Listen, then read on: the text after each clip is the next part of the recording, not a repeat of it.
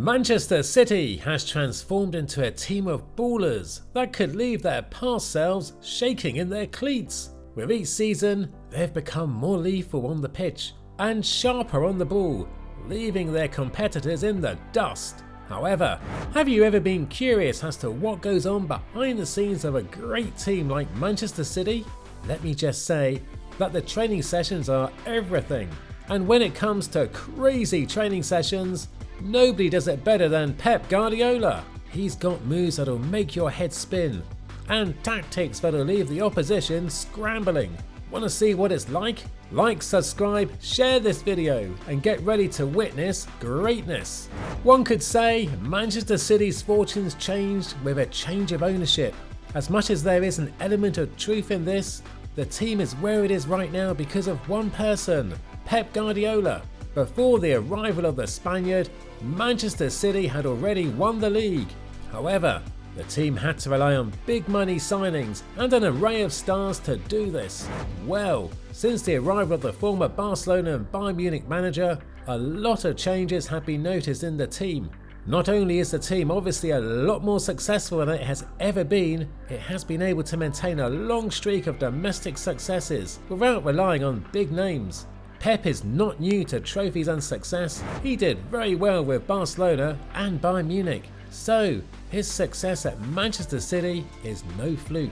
When it comes to Pep Guardiola's managerial skills, there's been some serious debate. Sure, he inherited a bunch of superstars at Barcelona and Bayern, so it's easy to overlook his contributions. But at Manchester City, that's a whole different ballgame, my friends. Somehow he's taken a maybe not so average team and turned them into champions. And the secret to his success? Well, it's all about discipline. Whether it's handling big personalities like Ronaldinho and Yaya Toure, or running crazy training sessions, Pep knows how to get results. Pep's training sessions might seem very technical and detailed. However, the successes from these sessions is hinged on the level of discipline of his players. Beyond ensuring a high level of discipline in his team, Pep is a firm believer in possession football. The Spaniard believes that a team's chances of scoring increases when they have the ball. So, this is a reason he ensures that his team keeps the ball always. Going for the ball, winning it, keeping it, passing it around and scoring at the right time might seem really simple. However, this is just a fraction of what Pep does in training, which yields the mind-blowing results that the team gets every week. If you thought football training was all about running drills and practicing set pieces, think again. Pep Guardiola's sessions at Manchester City are anything but ordinary. In addition to always keeping the ball, Guardiola never leaves anything to chance. This includes studying the opposition players, all the positions they are likely to play, and how they are likely to move when in such positions. It might seem obvious that Manchester City is always keen on keeping possession. However, they are a lot more than just holding on to the ball. They are a lot more about moving the ball towards the opponent's goal as rapidly as possible. This style of football might be properly known as tiki-taki. Unfortunately, Pep does not agree with most football fans on this. Additionally, he is not exactly comfortable with the term tiki-taka. What exactly is Pep's brand of football, and how is it different from tiki-taka? According to Pep, tiki-taka involves moving the ball around the pitch with the purpose of keeping it off the opponent. It is basically about possession. Well, his style of football is not just about keeping possession. He believes that beyond possession, there should be a definite purpose for passing the ball. As much as there is the big picture when passing the ball, which is to get it to the opponent's post, moving the ball around should include opening pockets of space for players to run into. Before the arrival of Haaland, Manchester City had to play for a while without a top striker.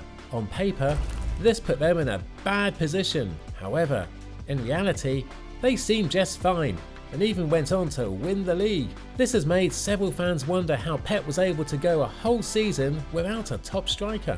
There might never be a straight answer to questions surrounding Manchester City's high goal rate, even in the absence of a top striker. However, one thing that helped Pep get so many goals without a top striker is his belief that the hardest part of football is getting the ball into the net. This is a reason he focuses a lot on attacking. Some of Guardiola's training sessions at Manchester City involve 8 players, 4 in each team. The average person might assume that 4 players are saddled with the responsibility of scoring in one goal post and vice versa. Amazingly, this is not the case. The aim of this exercise is to teach players to score effortlessly.